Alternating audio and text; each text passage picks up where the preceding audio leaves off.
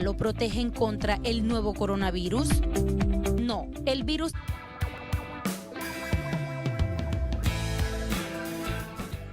Votos a favor. Ha sido aprobado, señora presidenta.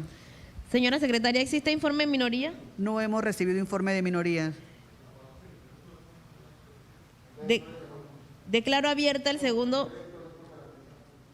Dele lectura al informe de Comisión de Trabajo, Salud y Desarrollo Social. Informe que rinde la Comisión de Trabajo, Salud y Desarrollo Social sobre el primer debate del proyecto de ley 267, que incentiva la donación de sangre en el territorio nacional y dicta otras disposiciones. Panamá, 27 de abril del 2020. Honorable diputado Marcos C. Castillero Barahona, presidente. Señor presidente, la Comisión de Trabajo, Salud, Desarrollo Social, en cumplimiento de lo establecido en el artículo 139 del Reglamento Orgánico del Régimen Interno de la Asamblea Nacional, rinde el informe correspondiente al primer debate del proyecto de ley 267, que incentiva la donación de sangre en el territorio nacional y dicta otras disposiciones. La iniciativa legislativa, el proyecto de ley fue presentado ante el órgano del Estado por el honorable diputado Mariano López, en virtud de la iniciativa legislativa que le confiere el artículo 109 del Reglamento Orgánico del Régimen Interno. Este proyecto de ley, su objetivo es el de lograr incentivar la donación de sangre en todo el territorio nacional, especialmente en el sector público y a los estudiantes de centros educativos públicos y privados del país, puesto que existe una falta total de concientización por parte de los ciudadanos para las donaciones de sangre de manera voluntaria, y en muchas ocasiones se necesitan suministrar varias unidades de sangre para pacientes que sufren de enfermedades como cáncer, anemia falciforme, trasplante de órganos, entre otros tratamientos, y no se cuenta con la cantidad necesaria para estos, por lo cual se hace urgente legislar sobre este tema. Antecedentes del proyecto. El anteproyecto de ley fue presentado ante el Pleno Legislativo el día 18 de febrero del 2020, siendo calificado y asignado a la Comisión de Trabajo, Salud y Desarrollo Social, donde fue remitido como el anteproyecto 370.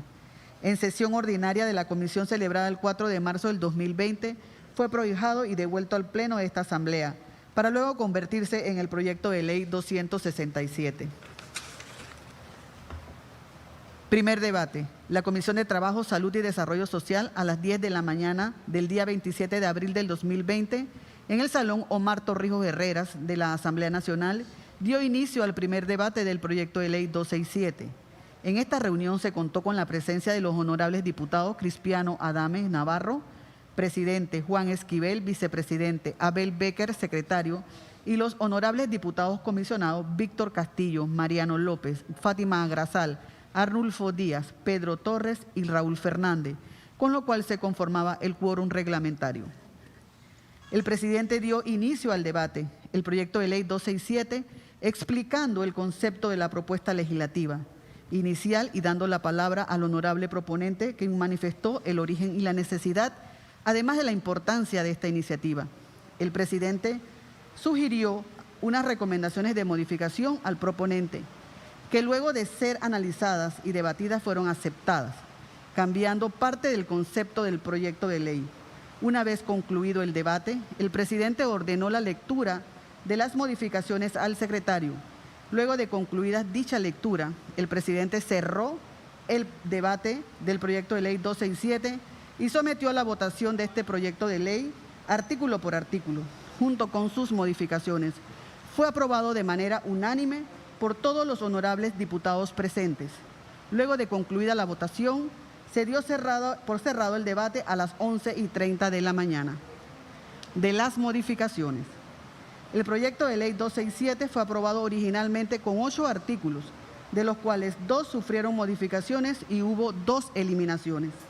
Las modificaciones se dieron en el primer artículo, eliminando la frase «los estudiantes de los centros educativos del país», puesto que los miembros de la comisión consideraron que esta situación provocaría algunos inconvenientes con los padres de familia de estos estudiantes, ya que ellos son menores de edad y aunque manifestaran autorización por parte de los padres, podría haber problema en la interpretación jurídica del consentimiento.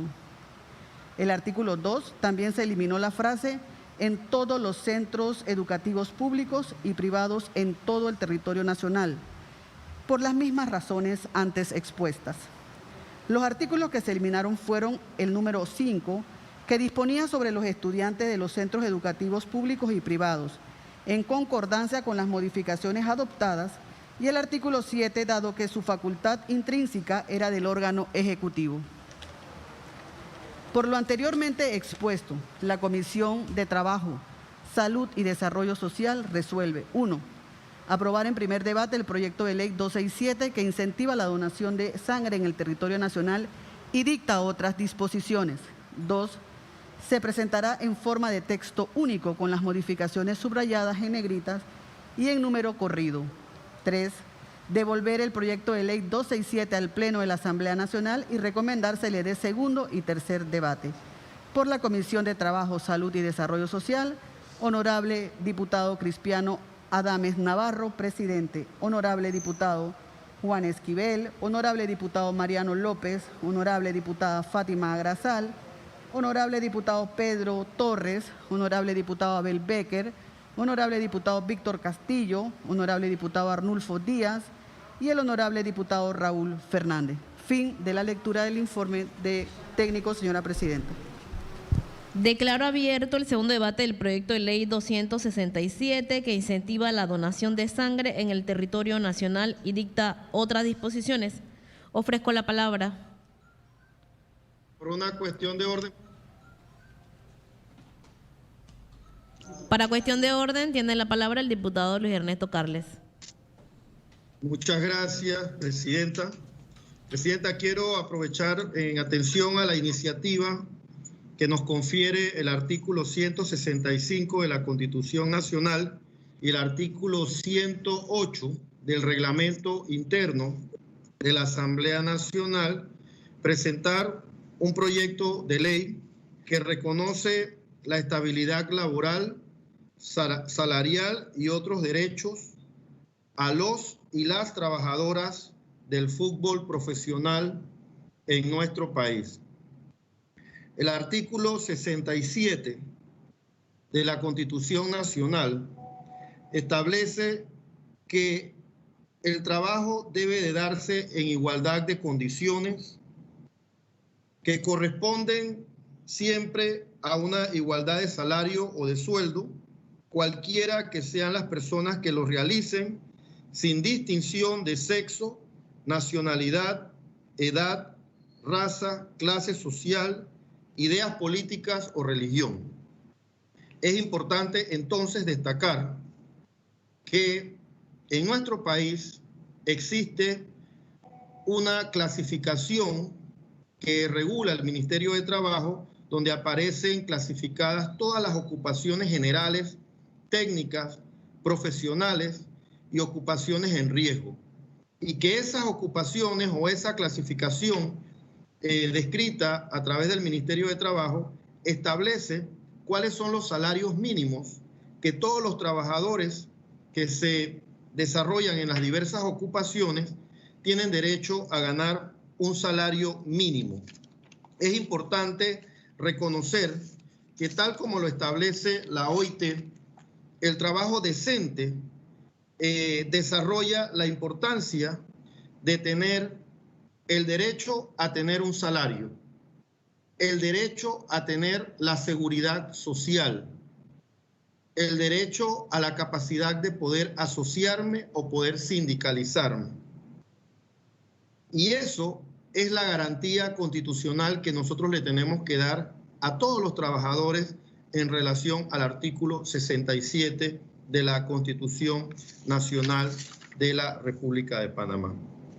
Hay que reconocer los avances que se han tenido a través de este deporte de entretenimiento, a través de ASOPROF en su momento, a través de la LPF, a través de AFUTPA, que es la Asociación de Futbolistas Panameños, pero nosotros tenemos que ser coherentes y considerar que toda actividad donde se origine un ingreso y que ese ingreso sea propiciado por la actividad intelectual o la experticia o el conocimiento de un trabajador o de una trabajadora, tiene que tener una remuneración permanente y fija, que es lo que conocemos como empleo y trabajo. Hoy día, los trabajadores y trabajadoras del fútbol, con los avances que ha tenido AFUTPA, se ha logrado considerar que algunos clubes les reconozcan salarios a estos trabajadores que tienen una temporada abierta de apertura prácticamente los 12 meses del año. Y estos trabajadores que son considerados ocupaciones de alto riesgo, y explico, Presidenta, ocupaciones de alto riesgo puede ser el trabajador de la construcción. El trabajador de la construcción que desarrollando su actividad laboral puede sufrir algún accidente. Pues ese trabajador de la construcción, a través de sus convenciones colectivas, todos aquí en la República de Panamá tienen derecho a seguro de vida. Tienen un salario que no entra en esta clasificación porque ellos no tienen salario mínimo. Ellos empiezan ganando un salario base de alrededor de $1.200 gracias a las convenciones colectivas que ellos han logrado negociar. De igual manera, en la clasificación de ocupaciones generales, técnicas y profesionales que consta en el Ministerio de Trabajo, hay ocupaciones que se han logrado ingresar de manera reciente. Por ejemplo, los conductores de buses antes no tenían salario mínimo. Cada patrono y cada empleador le pagaba el salario que le daba la gana. Pues ellos, cada 2 años, como se revisa el salario mínimo, ellos ya tienen una personalidad dentro de la clasificación de los salarios mínimos. Los tripulantes de cabina, ellos tampoco tenían salarios mínimos y son actividades laborales de alto riesgo.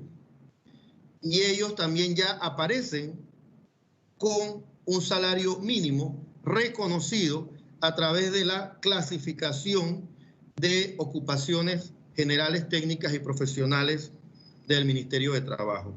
Y así, el derecho va cambiando, el derecho laboral va cambiando porque son derechos humanos y derechos sociales intrínsecos a los trabajadores. Y por eso es que los trabajadores reivindican derechos y los trabajadores avanzan en propiciar beneficios para sus trabajadores.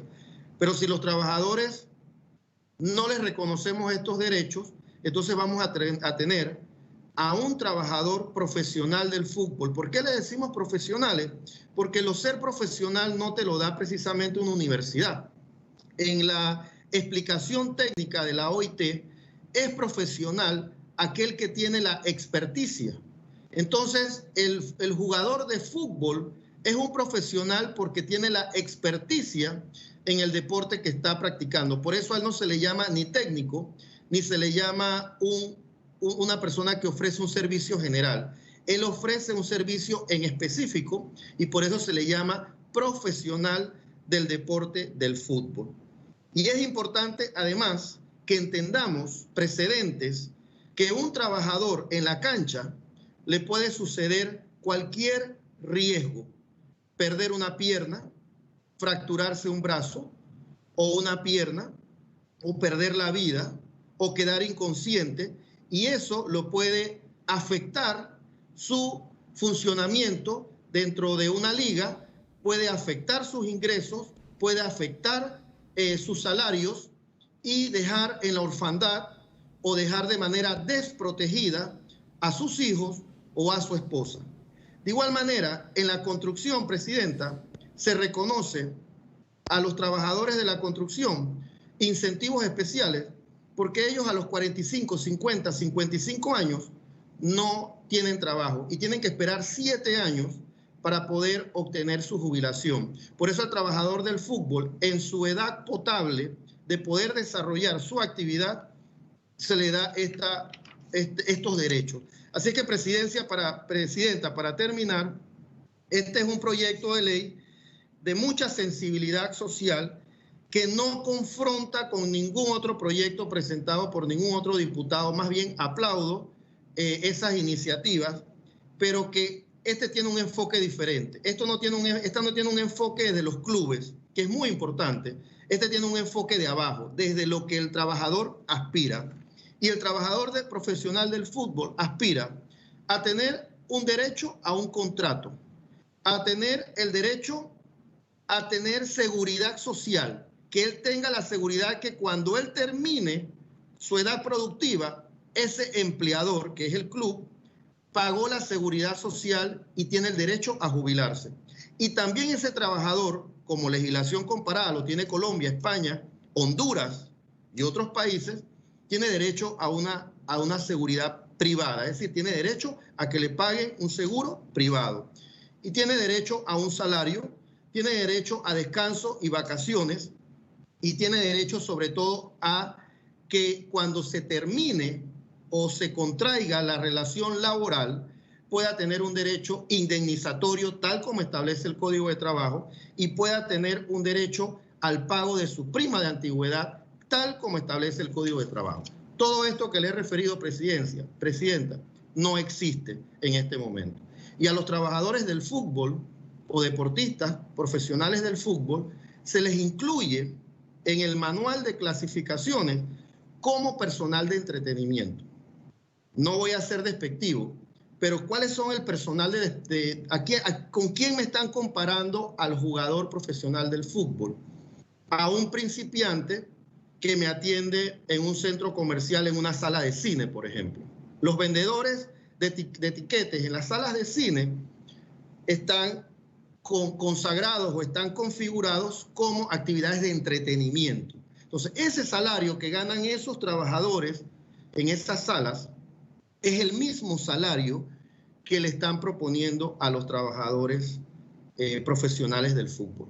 Entonces, si queremos promover glorias a nivel nacional en primera división y segunda división, tenemos que darles seguridad laboral, tenemos que darles seguridad salarial y tenemos que sobre todo tener ese interés de proteger a sus familias, porque algún día de esos 100 jugadores, 40 estarán en primera división, muchos estarán como José Luis Rodríguez, como Gavilán, como Penedo, muchos estarán representándonos en una selección nacional, o por qué no decirlo, jugando en clubes internacionales. Así que, Presidenta, bajo su liderazgo, le hago llegar a través de Secretaría este importante proyecto de ley que no confronta con ningún otro, sino que más bien fortalece y le da seguridad laboral y salarial a nuestros trabajadores profesionales del fútbol.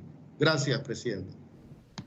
Presidenta, para cuestión de orden. Gracias, diputado. Tiene la palabra para cuestión de orden el diputado Juan Diego Vázquez.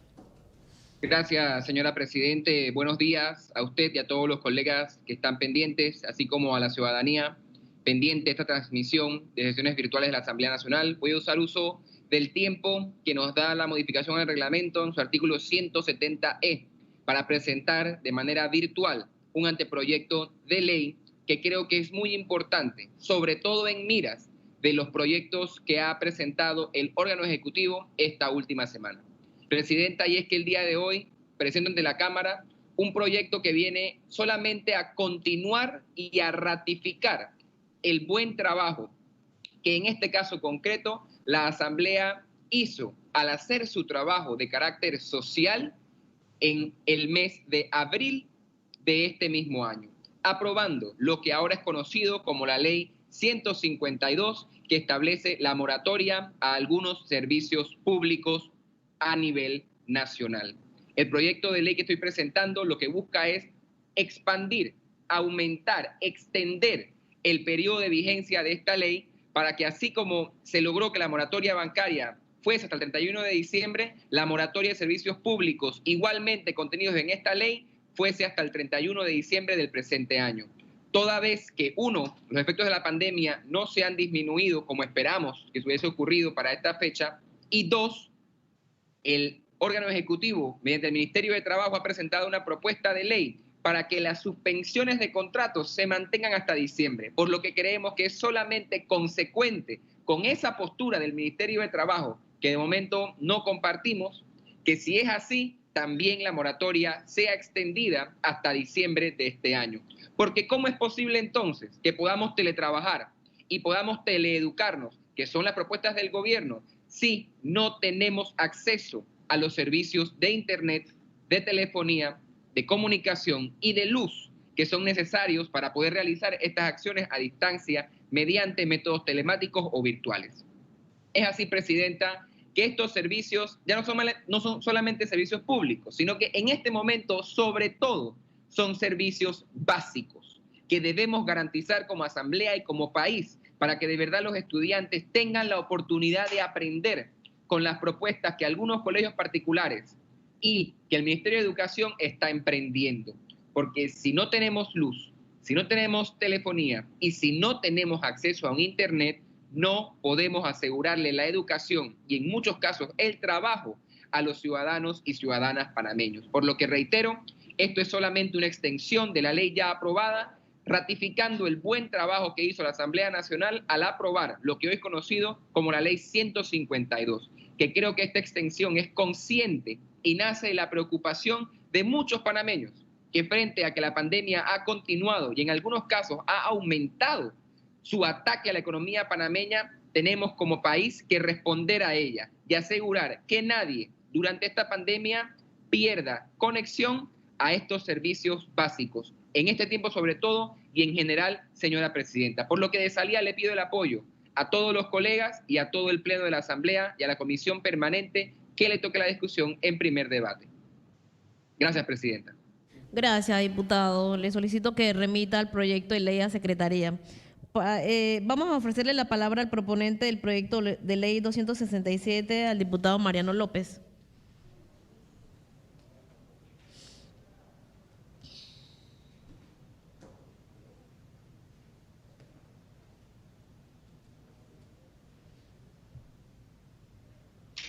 Presidenta, para cuestión de orden, mientras el diputado Mariano. Para cuestión de orden, tiene la palabra el diputado Gabriel Silva. Gracias, Presidenta. Muy buenos días a todos los colegas. Espero que ustedes y sus familias estén muy bien y sobre todo a los ciudadanos que nos sintonizan por los diferentes medios de comunicación. Haciendo uso de la facultad legislativa y constitucional que nos ofrece la Constitución y el reglamento interno, utilizo este espacio para presentar una iniciativa de ley que básicamente lo que busca, Presidenta y colegas, es reformar la ley de contrataciones públicas, específicamente el artículo que tanto se discutió en la Asamblea Nacional sobre la inhabilitación de empresas condenadas o que han hecho acuerdos de colaboración en actos de corrupción. Como bien saben los colegas, hace pocos meses esta Asamblea Nacional aprobó una nueva reforma a la ley de contrataciones públicas, donde se estableció que aquellas empresas condenadas por corrupción iban a estar inhabilitadas solamente por 5 años y aquellas empresas que hayan hecho acuerdos de colaboración en casos de corrupción por 3 años. La iniciativa que estamos proponiendo nuevamente, y como lo bien mencionamos en el pleno en su momento, es inhabilitar de por vida a todas aquellas empresas condenadas por corrupción o que hayan hecho acuerdos de pena, es decir, que no puedan volver a contratar con el Estado panameño. Estamos proponiendo esta modificación por razones bastante puntuales. Primero que todo, en esta pandemia nos hemos dado cuenta que el problema de corrupción sigue existiendo y que es importante tomar una decisión y una postura clara como país. Vemos que empresas que han estado ligadas a gobiernos continúan trabajando y es importante que estas empresas que hayan sido altamente cuestionadas y que sean condenadas y que han hecho acuerdos de pena no puedan volver a contratar con el Estado ni le roban a los panameños. Por otra parte, condenar a estas empresas apoya y habilita en cierta forma a que empresas medianas, empresas correctas, empresas éticas puedan participar de diferentes contrataciones públicas, puedan crecer y puedan ofrecer servicios públicos de excelencia a la ciudadanía. Yo quiero ser bastante breve en esta presentación, pero es importante, reitero, que Panamá en estos momentos de pandemia sea claro y hable de frente en contra de la corrupción. Y una de las formas más importantes de hacerlo es inhabilitar a perpetuidad a empresas que han sido condenadas por corrupción o que han hecho acuerdos de colaboración. Esto no es una figura nueva o que estamos inventando. Se ha visto en países como Colombia, se ha visto en países como Perú. Y sin embargo, yo quizás pueda estar de acuerdo con la postura de que esto no sería el mundo ideal, de que toda empresa o toda persona se puede reformar y puede cambiar. Sin embargo, cuando vemos las estadísticas nos damos cuenta que en Panamá los temas de corrupción no han avanzado. ¿Y eso qué significa? ¿En qué se traduce? En menos medicamentos, menos insumos, una calidad de educación pobre. Es importante, señora Presidenta y colegas, que le digamos basta ya la corrupción y basta ya estas empresas corruptas. Voy a enviar entonces el proyecto de ley a Secretaría General para que lo tengan, que puedan publicar. Gracias, presidente. Gracias, diputado. Le damos la palabra al diputado Mariano López para que sustente el proyecto de ley número 267 que incentiva la donación de sangre en el territorio nacional y dicta otras disposiciones. Diputado. Gracias, presidenta. Buenos días, colegas, medios de comunicación, personas que nos escuchan y que nos ven en casa. Este proyecto 267 que incentiva la donación de sangre en el territorio nacional y dicta otras disposiciones, lo presentamos frente a esta Cámara con el propósito de este flagelo que sucumbe el país. Nosotros vemos que aquí en la República de Panamá, igual que en el mundo entero, todos los días estamos viendo de que cuando necesitamos la donación de sangre no se está haciendo de manera voluntaria y queremos incentivar y pedir ese apoyo a toda la población que se haga esta donación y por eso que nosotros elaboramos este anteproyecto. La donación de sangre en el mundo no es suficiente para satisfacer las necesidades y es desigual de un país para otro. Tenemos datos de la Organización Mundial de la Salud que en América Latina solo 1/3 de las donaciones son voluntarias y en nuestro país solamente un 10%, a pesar de ser un país considerado como de ingresos altos. Cualquier persona puede donar sangre. Solo basta tener entre 18 y 65 años y que no tenga ninguna enfermedad y que se le haga un análisis clínico antes de esta donación. Más, mismo así, nosotros vemos que día a día no tenemos ese acto solidario de las personas de ir y donar sangre. El propósito de este proyecto es incentivar a los funcionarios públicos. Sabemos que las entidades, algunas entidades, estamentos gubernamentales como el SINAPRO, los bomberos, la policía, ellos son los donantes que tenemos, pero si se hace de manera voluntaria no se está consiguiendo el objetivo. Por eso que nosotros tenemos incentivos para estos funcionarios públicos.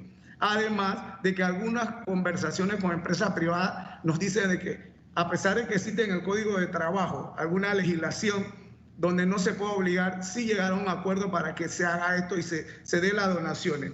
Miren, nosotros estamos en época de pandemia, donde vemos que la donación de sangre es muy importante. Vemos los pacientes que ya han pasado por esto y que tienen el paciente con plasma convaleciente que no están donando la sangre, no están donando el plasma. Así que nosotros lo que queremos con esto, incentivar, y no solo incentivar, hacer un seguimiento a los diferentes bancos de sangre. Como funcionario de salud que he trabajado en hospital durante muchos años, vemos de que esto al final es una necesidad que es difícil de que la persona se acerque y done la sangre. Por eso que nosotros, por medio de este proyecto y a través de los funcionarios públicos, queremos incentivar esta donación de sangre. En el proyecto original nosotros queríamos involucrar a los estudiantes, pero se nos hizo unas recomendaciones en cuanto a la legislación por el hecho de que algunos son menores de edad. Pero lo que queremos con estos funcionarios, con los funcionarios públicos, creemos de que nosotros vamos a dar un paso donde la cantidad de funcionarios públicos que tenemos en el país puede ser un avance para que estos bancos de sangre tengan esta donación. Vemos cada día en los medios de comunicación que se necesita sangre para los diferentes hospitales y no están llegando las donaciones de manera voluntaria. Menos del 10% se lo está haciendo. En esta época de pandemia también se ha hecho campaña para que se dé donaciones de sangre, pero no estamos consiguiendo el objetivo. Así que nosotros les pedimos a todos los compañeros diputados que nos den el apoyo en este anteproyecto y sí, hay algunas contribuciones que puedan dar para que este proyecto se fortalezca y pase de segundo a tercer debate y se convierta en ley. Queremos el apoyo de todos los diputados. Gracias, señora presidenta. Gracias, diputado Mariano López. Sin lugar a duda, un proyecto de ley que es importante en este momento de pandemia. Ofrezco la palabra.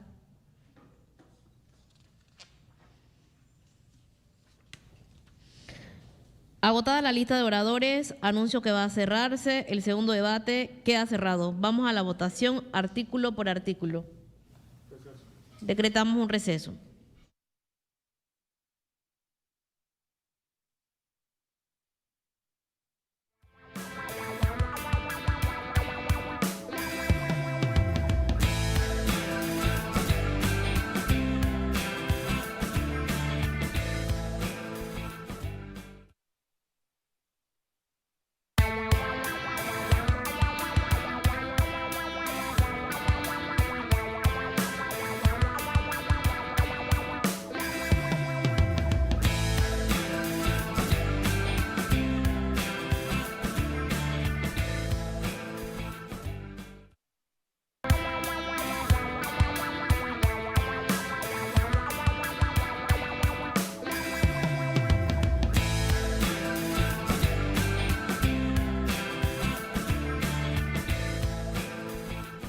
también abstenerse en cada uno de los 5 artículos que comprende este proyecto de ley.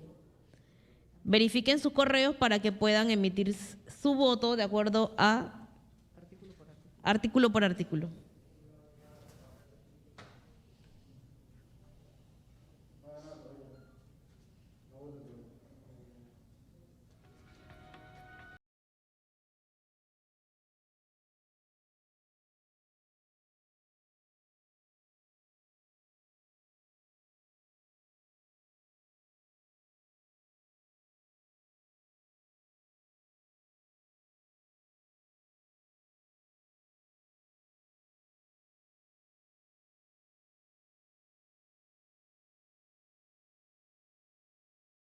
No le ha llegado el correo, por favor notifique para que el técnico le pueda enviar el correo y de esa manera ustedes puedan emitir su voto, ya sea a favor, en contra o abstenerse.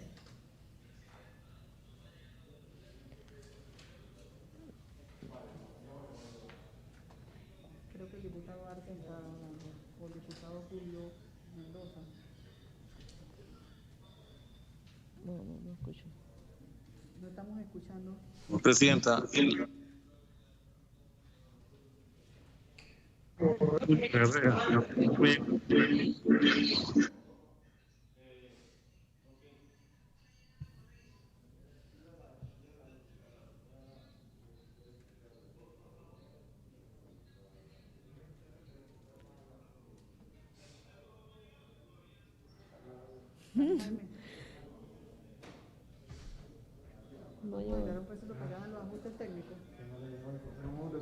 Vamos a decretar un receso mientras hacemos los ajustes técnicos.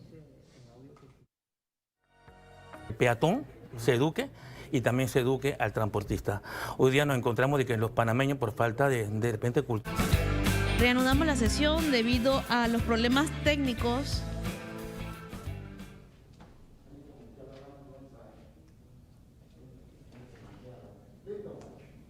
Reanudamos la sesión, colegas diputados, debido a los problemas técnicos con el sistema de votación, no se ha podido completar el proceso de votación. Vamos a decretar un receso hasta el día lunes, hasta a las 10 de la mañana. Gracias y que Dios los bendiga.